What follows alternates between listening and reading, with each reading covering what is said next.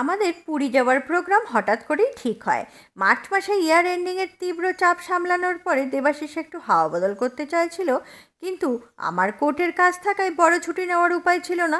তাই ঠিক করি 3-4 দিনের জন্য পুরী ঘুরে জগন্নাথ দেবের কাছ থেকে আশীর্বাদ নিয়ে আসব। তাড়াহুড়োয় ট্রেনের রিজার্ভেশন পাইনি, তাই প্লেনে ভুবনেশ্বর গিয়ে সেখান থেকে গাড়িতে পুরী যাব ঠিক করলাম। যেমন ভাবা তেমন কাজ, 1 এপ্রিল বেরিয়ে পড়লাম পুরীর উদ্দেশ্যে। আমাদের প্লেন ছিল দুপুর 2:10 সকালে হালকা জলযোগ সেরে বাড়ি থেকে এয়ারপোর্টের উদ্দেশ্যে বেরিয়ে পড়ি। এয়ারপোর্টে বেলা 11টার মধ্যে পৌঁছে গেছি। চেক ইন করার পর ঠিক করি কিছু খেয়ে নেব। সেই কারণে এয়ারপোর্টের একটি ফুড কাউন্টার থেকে আমার আর দেবাশিসের জন্য একটা চিকেন টিক্কা স্যান্ডউইচ, একটা চিকেন জাঙ্গল স্যান্ডউইচ, দুটো ব্ল্যাক ক্যাপুচিনো ও একটি 1 লিটারের জলের বোতল অর্ডার করি। দুটো স্যান্ডউইচই বেশ স্বাস্থ্যবান আর সুস্বাদু ছিল। ভেতরে চিকেনের পরিমাণও যথেষ্ট ছিল, তবে কফির স্বাদ সাধারণ ছিল। কিন্তু সবচেয়ে অসাধারণ ছিল এর দাম। এই সামান্য খাবারের জন্য 1660 টাকা দাম অস্বাভাবিক রকমের বেশি বলেই মনে হয়েছে। আমাদের মতন মধ্যবিত্ত যাত্রীদের জন্য এয়ারপোর্টের ন্যায্য দামে খাওয়ার জায়গা থাকা উচিত বলে মনে করি। যাই হোক, আমাদের প্লেন একদম ঠিক সময় যাত্রা শুরু করে 1 ঘন্টার মধ্যে আমাদের ভুবনেশ্বর পৌঁছে দিল। ভুবনেশ্বর এয়ারপোর্টটি ছোট হলেও বেশ গোছানো।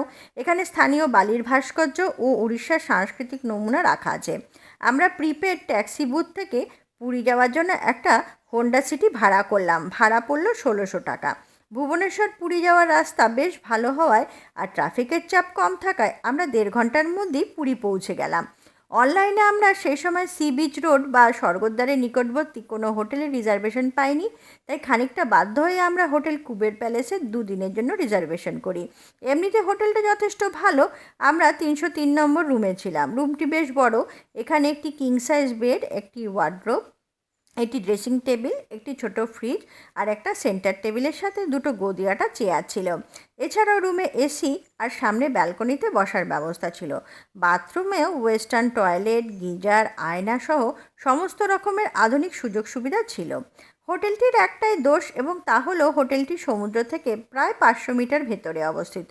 হোটেলের ভাড়া পড়েছিল দিন প্রতি 2300 টাকা, যা আমাদের স্বাভাবিক ও ন্যায্য বলেই মনে হয়েছে। এই হলো আমাদের পুরী ভ্রমণের প্রথম দিনের ভিডিও।